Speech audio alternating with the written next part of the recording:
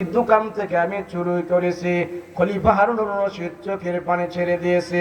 হায় হায় হায়, এই বৃদ্ধ মহিলাটা যে রুটির দোকান থেকে রুটি চুরি করেছে, মনে হয় কোনো অভাবের কারণে সে চুরি করেছে।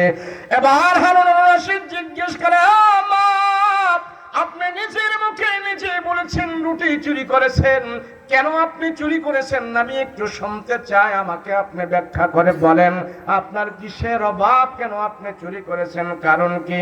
ওই বৃদ্ধ মহিলা আবার বিচারকের সামনে বলতেছি, আমি আজকে 7 দিন ধরে আমার কোনো খাবার নাই, আমার পেটের মধ্যে খাবার নাই, তারপর আমার নিজের জন্য আমি চুরি করি নাই। বলে কেন আপনি চুরি করেছেন, কারণটা কি? আপনি অনাহারে আছেন, আপনি চুরি করেন নাই, আপনার নিজের জন্য, কার জন্য চুরি করেছেন? ওই বৃদ্ধ মহিলা বলতেছে, ভাই গো আমার, বিচারক গো আমার, আমার 2টা নাতি আছে, 7 বছরের একটা, 8 বছরের একটা। এমন পরপর আমার 2টা নাতি আছে, তার বাবা নাই দুনিয়াতে, তার মা নাই দুনিয়াতে। 2টা নাতিকে আমি লালন পালন করি, আমি তাদেরকে খাওয়াই, আমি তাদের ভরণ পোষণ করি। আজকে 7 দিন পর্যন্ত তাদের পেটের মধ্যে কোনো খাবার নাই।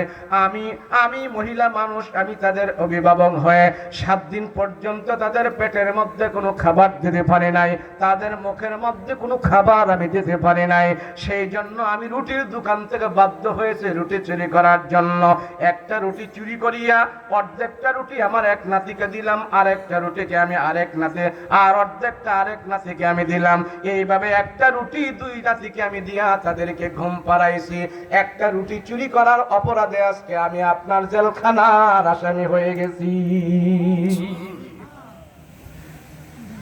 মুসলমান ভাইরে আমার কথা বলার উদ্দেশ্য হইল,